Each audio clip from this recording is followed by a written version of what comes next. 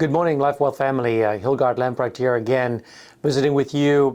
We had a great investment committee meeting yesterday discussing the markets, the economy, where we are. So I wanted to share a few thoughts with you that was pretty eminent. It's a theme that's continuing to go on.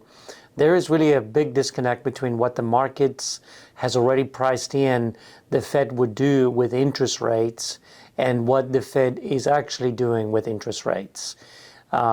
Due to Silicon Valley Bank's bankruptcy and Signature Bank's bankruptcy and some other banks, international ones, Credit Suisse as an example, their failures and weakening has certainly changed the trajectory of interest rates to be increased this year. But still, the markets have already priced in about a 1% reduction in interest rates towards the tail end of the year, where the Fed is not saying that at all.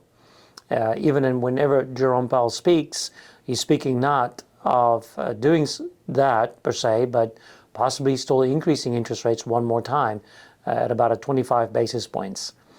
This look at what Jerome Powell is doing, for the most part, is probably the most critical thing that the world is looking at, if you would. I know there's other big things happening, like oil agreements between China and Saudi Arabia, and a movement towards a more independence from the U.S. dollar. Those things are important as well, but for the most part, it's what the Fed is doing that determines the economy. So we continue to see that disconnect. This is the beginning of earnings season where the S&P 500 companies are reporting their numbers. And what's interesting to see is that so far about 20 companies have reported numbers for quarter one. And we see in general that the sales numbers are up, but their earnings or profit numbers are down pretty substantially. It's starting to give us that beginning indication of recession. We still see unemployment being very, very low.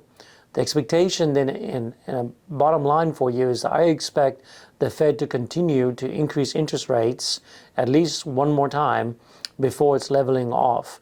We are starting to see and anticipate a recession probably starting a little bit later than we thought in the beginning of the year.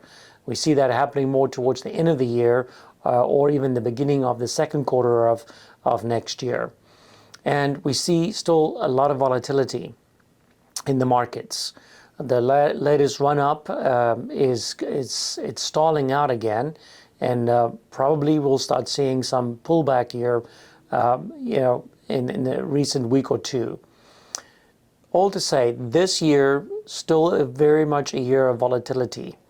We've done a lot of work with our clients around how to protect downside and how to create more predictable returns through yield. Yield is income paid by dividend-paying stocks and strategies as well as interest-bearing accounts. We put downside protection in for a lot of our clients during this period of time, especially those ones that are retired. This is what has protected them from last year's 18% negative market. So if you see a lot of volatility in your portfolio and there's a lot of uncertainty in your heart and mind, I really recommend you reach out to us and let's have a conversation and see if we need to put more stabilizers into your portfolio and have that discussion. Feel free to pass this video on to any of your friends whose advisors maybe are not that proactive as we are in communicating with you and sharing with you ideas and concepts that can help.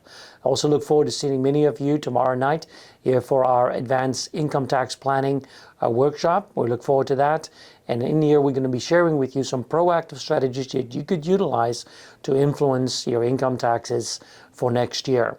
So I hope all of you stay warm and dry, and look forward to being with you in the next 2 weeks again.